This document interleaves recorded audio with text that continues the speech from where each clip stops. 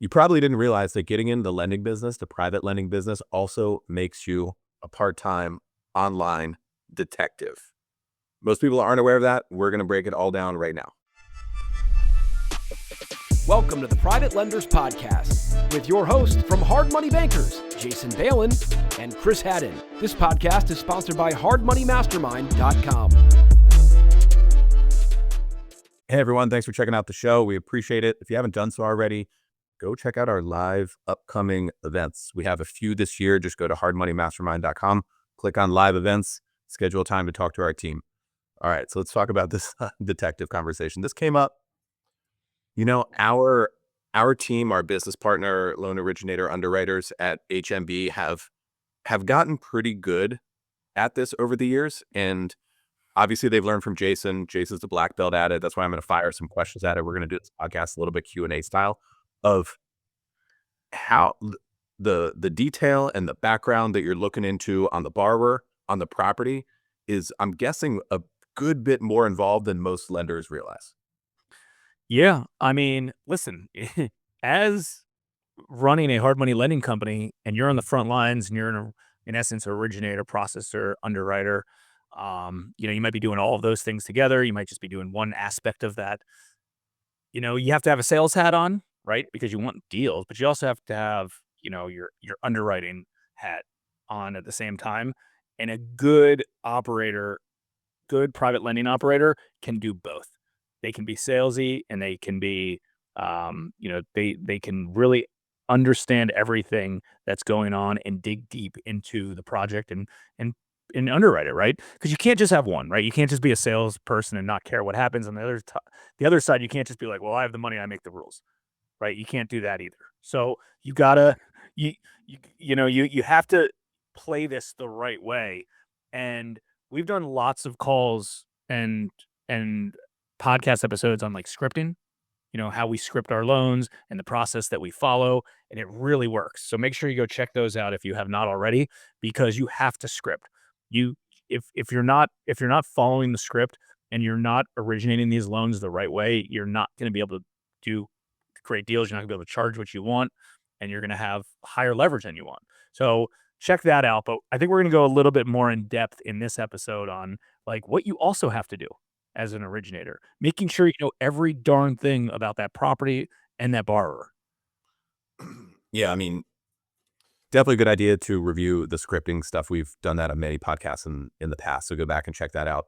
And yeah, a couple questions here. So first, like, I think that most lenders are a little bit light on the borrower underwriting. They don't know enough about who they're lending to. And without knowing it, like, it's easy to assume that, oh yeah, they're going to do a great job.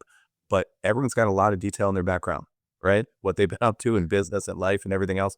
If you could tell the story about the conversation you had the other day, and while this prospect, who apparently has been in our database forever, while he was talking, telling his story and what you were doing. Yeah, and I mean, I have lots of kind of good learning lessons from this over the years. But I had a borrower that called me, said he's been following us for a long period of time. He's on our email database.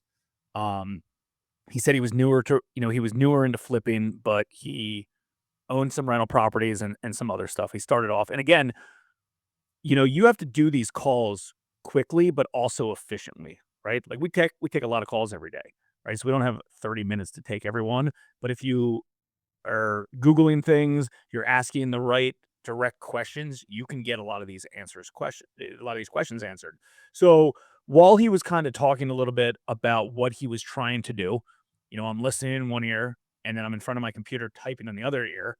I Googled his phone number, right?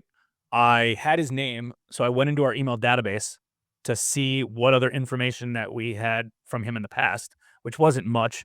He filled out like a 7 steps free report on our website in the past. But regardless, I had his email address from that. So I Googled his phone number. I Googled his email address. I found his primary residence address just based on Googling his phone number. And I looked up his primary residence in MLS. I saw that he owned it. I saw that he owned it with his wife. I saw how much he paid for it. I saw how long he owned it for. I went, and I know this sounds like overkill, but this is still underwriting, right? Like you can do this kind of, I like doing these things kind of in real time to determine if this is someone I want to work with.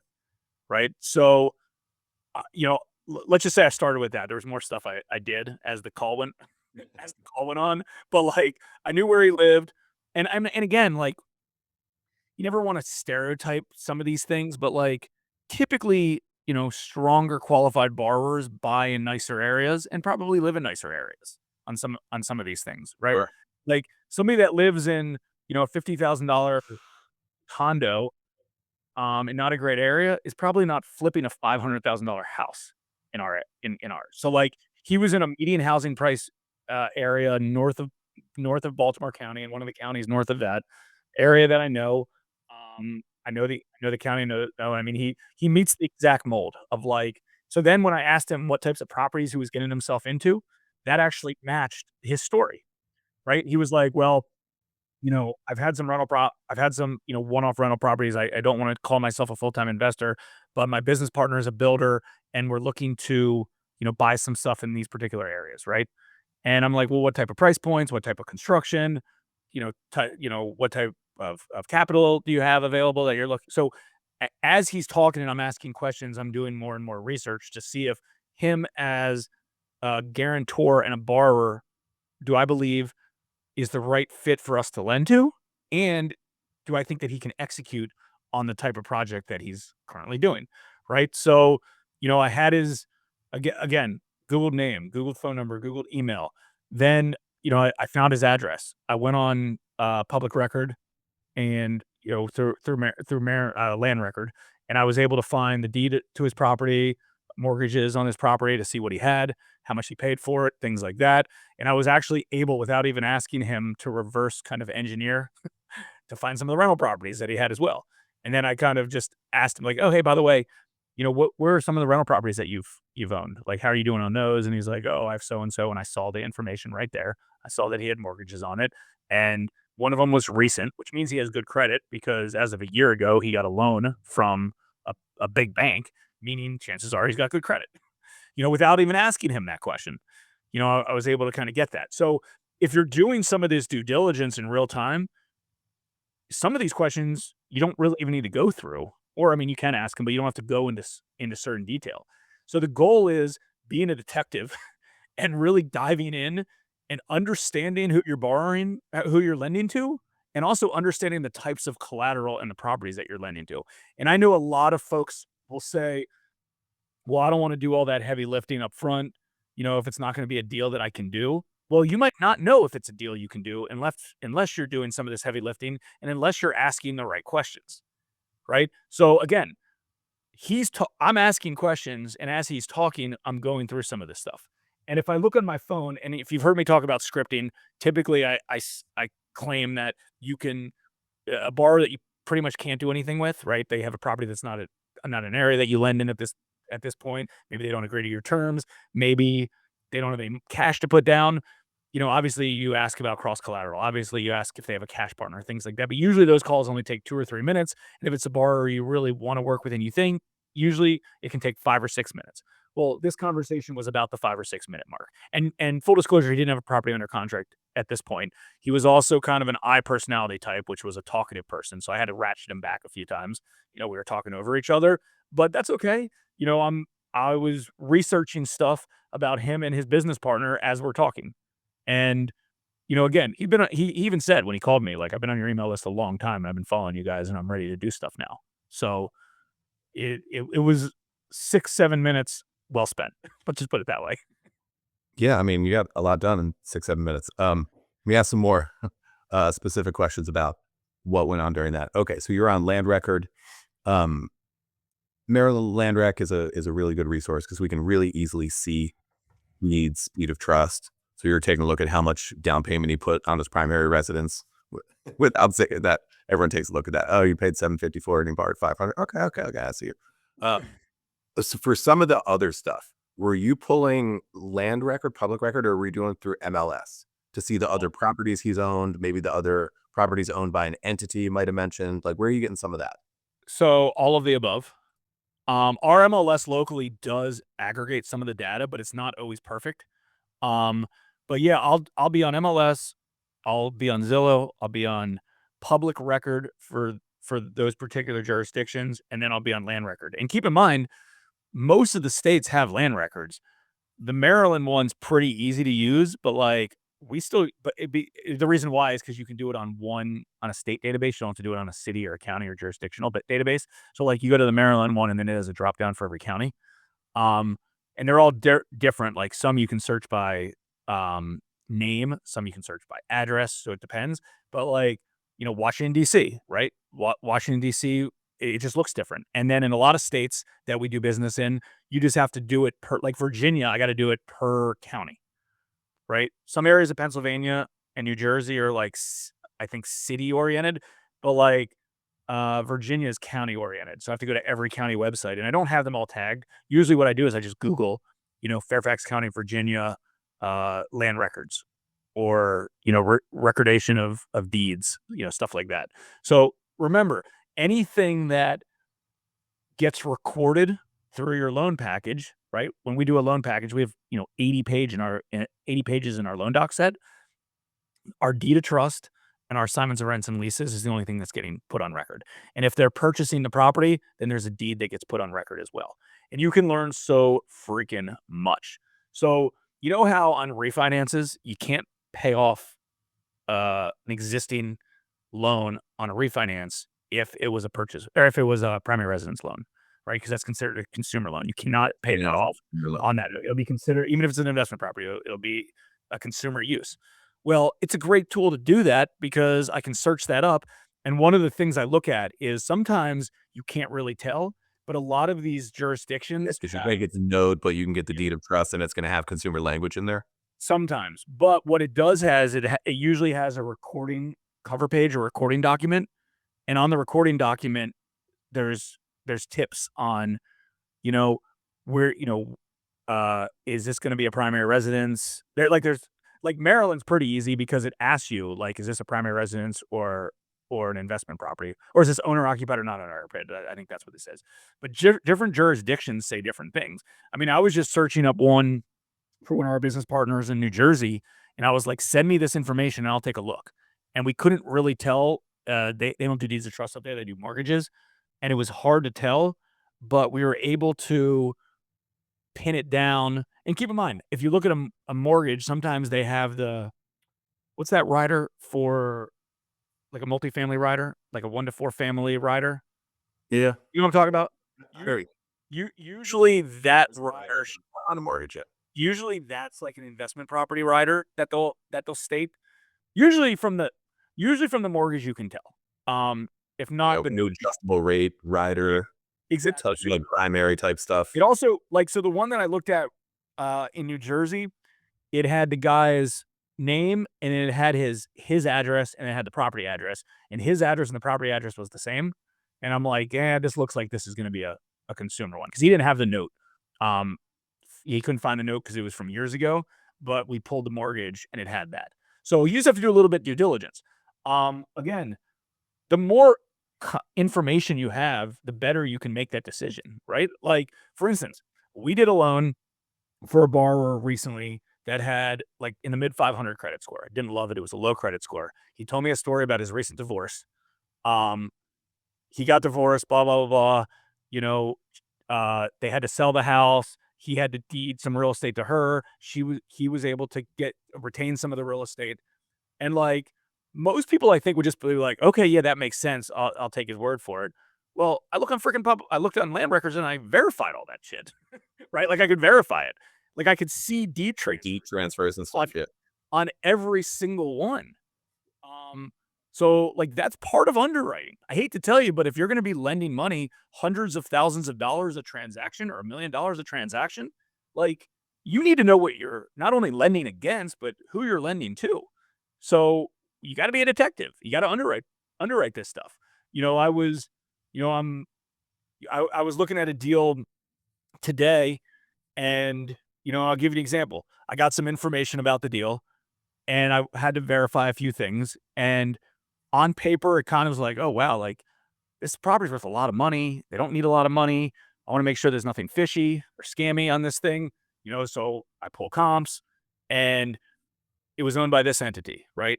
And then the primary residence house of the address of this house was another house, right? So like I Googled the entity, and keep in mind, you can do business search, entity search in every state, right? So I went to the state, um, the state filing. I typed in the entity because I Googled it and I couldn't figure out who it was based on the LLC. So I went to the state to the website, and this is easy to find.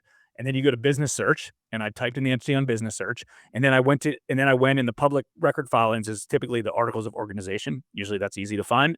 Um, the entity was in good standing. I clicked on the articles of organization. It tells you who the resident agent is, and then typically the managing member. Sometimes it's just the resident agent, but I saw who the managing member was, right? So then I Googled that name, and then that took me down another another road. I was like, okay, who's this person? So now I Googled their name. So then I went on to MLS and I put in their last name onto MLS and first name to see other properties that they own. I put the LLC back into MLS as a search. I did a reverse search under the name to see other properties that they own. And then finally I found their primary residence name, and then I went on land record and I Googled their I went to their primary residence, and I was like, they paid this property, they bought this in cash.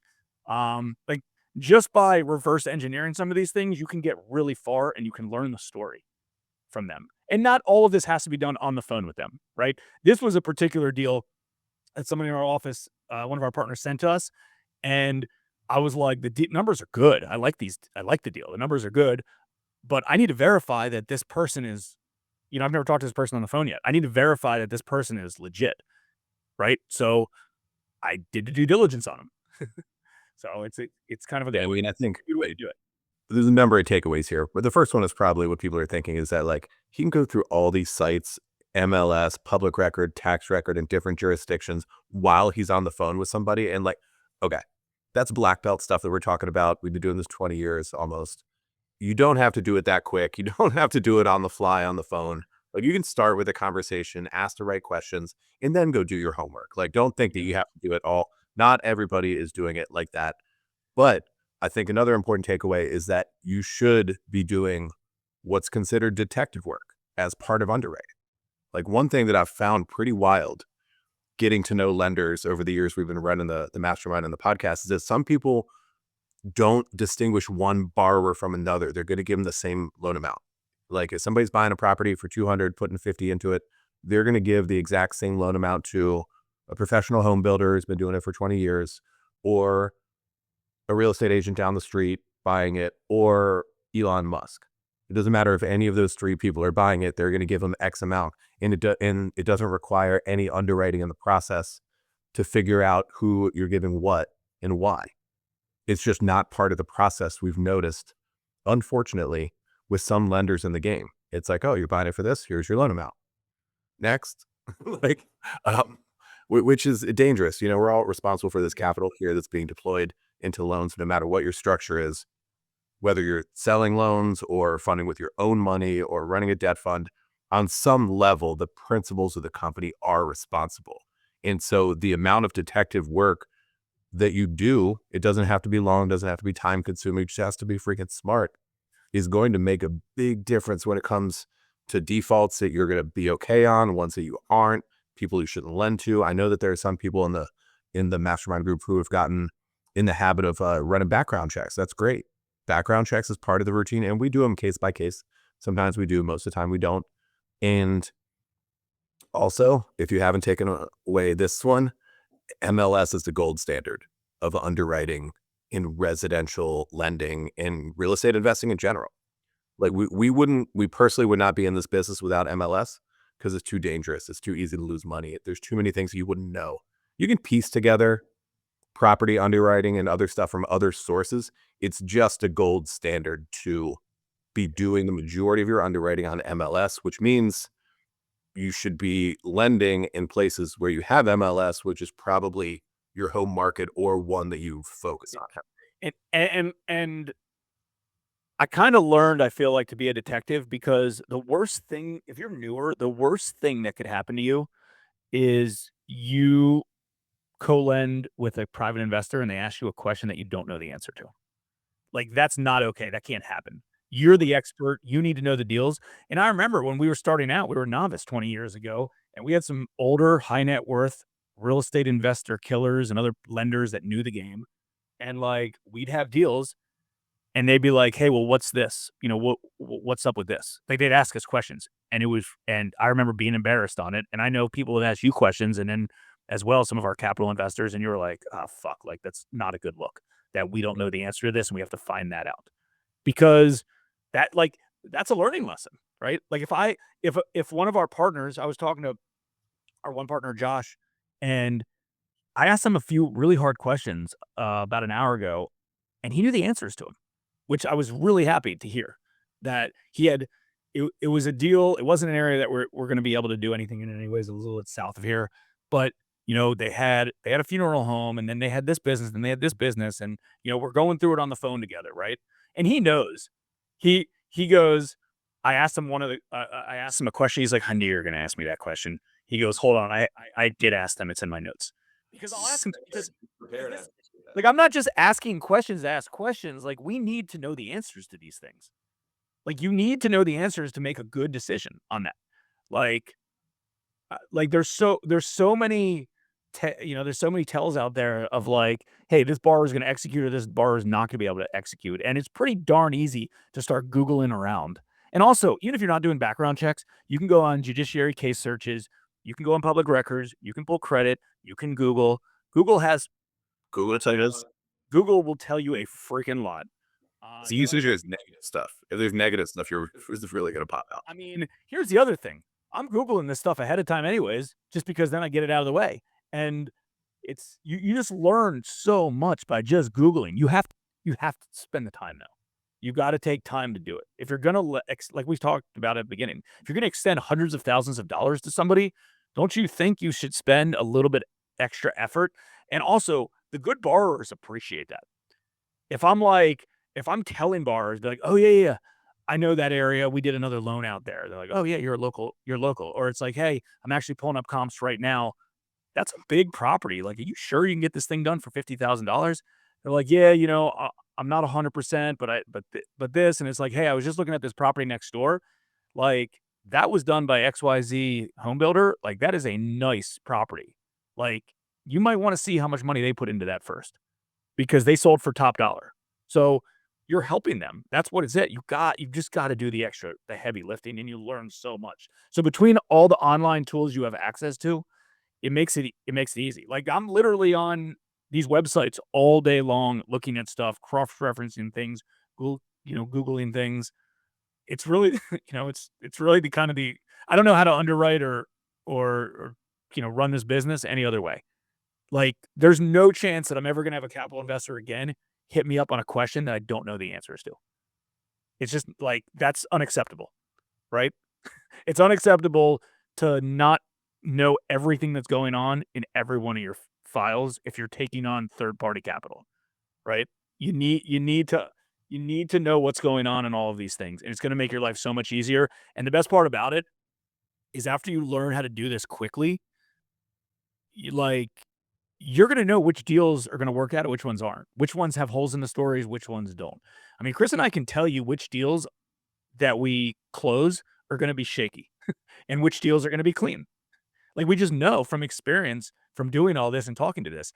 And, like, there'll be times that Chris will be like, "Hey, like, this deal's probably gonna be fine." And I'm like, "Hey, the reason why I think we do this deal is because I know you don't see this anywhere because it's not, like, in our loan file, but I did some background on the borrower and, you know, they own, these 10 properties or they have this or, they have whatever, $1 million in their IRA or whatever it is, right? There's compensating factors that you learn about just by doing it. And on the other side, I can't tell you how many times you have a borrower who looks good on paper and then you start searching their stuff up and be like, "This guy's all talk, man. This guy's a fraudster, or he ran into this problem." I mean, we know borrowers like that in the DC area. They flip $1 million properties, and they're broke, and they figure out a way to kind of get through it. They're bringing business partner funds in, like we're doing due diligence on them, and it's like, wait a second. So this guy owned the property with him. He's the one who put up all the capital. Like you can just again, you can dive in. You just kind of have to spend some time doing this. That's the takeaway for today, guys. We're part of this job of underwriting is being a private money detective. Hope you got some value from this. We appreciate you checking out the show. And until next time, we'll see everyone inside hardmoneymastermind.com. Thank you for joining us on this Private Lenders Podcast episode. Please note that opinions stated by all the speakers on this show are only opinions and not legal, financial, or accounting advice. Please make sure to always check with your own legal, financial, and accounting professionals. If you enjoyed this episode of the Private Lenders Podcast, we would appreciate it if you could spread the word. Make sure to check out hardmoneymastermind.com, the #1 community for all private and hard money lenders.